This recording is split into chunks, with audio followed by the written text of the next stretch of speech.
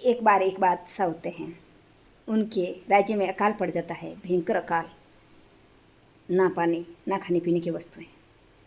राजा काफ़ी दिन तक राज भंडार से कार्य चलाते हैं, लेकिन वो भी दुविधा में फंस जाते हैं और अपने मंत्री से बोलते हैं कि अब इस समस्या का क्या समाधान किया जाए, हमारे तो समझ से बाहर हो गया। तब मंत्री जी कहते हैं कि आप उस गांव में एक व्यापारी रहते हैं, उनसे मिलिए, उनको बुलाइए। उस व्यापारी को बुलाया जाता है और कहा जाता है कि हम संकट में हैं। ये सुनते ही व्यापारी कहता है, अरे जिसका राज संकट में हो तो हमारे धन का, हमारे जीवन का क्या महत्व रह जाएगा। वो खूब सारा धन राजा को देता है और राजा अचंभित हो जाता है कि अरे इसके पास इतना धन कहाँ से आ गया। यदि इसके पास इतना धन है तो ये धन तो हमारा ही होगा, हमारे ही राज्य का है ये। वो व्यापारी से पूछते हैं कि आपके पास ये इतना धन कहाँ से आ गया। व्यापारी सच्चा सीधा होता है, वो बता देता है कि साहब आपके ही लोगों की करामात है। ये लोग कुछ घोटाला करते थे, कुछ काम कम करते थे, कुछ ऐसा वैसा करते थे, तो उसके भेद से ये मुझे धन दे के चले जाते थे और मैं इकट्ठा करता रहा।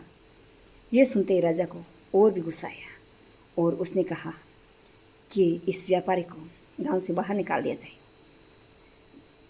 व्यापारी ने उनसे कुछ शिकायत नहीं की कि चलो जो हुआ अच्छा ही हुआ, जो होगा वो भी अच्छा ही होगा। व्यापारी गांव से बाहर चला जाता है। गांव से बाहर जाने के बाद में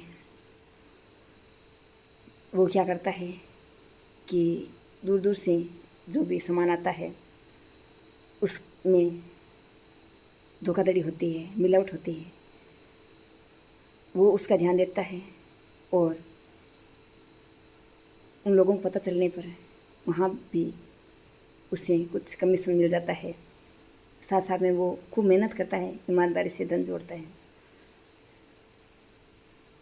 वापस वही अकाल पड़ा और राजा ने मंत्री को याद किया।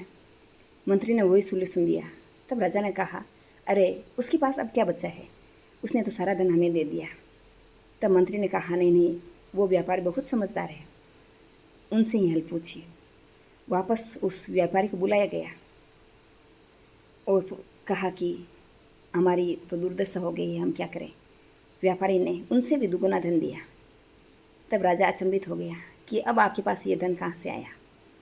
तब व्यापारी ने कहा कि महाराज आप चाहे जो भी करें, लेकिन जो धंधा चलता है उसी के साथ मैं कड़ी मेहनत करता हूँ और अपने दिमाग का इस्तेमाल करता हूँ, जब ये धन इकट्ठा हुआ है।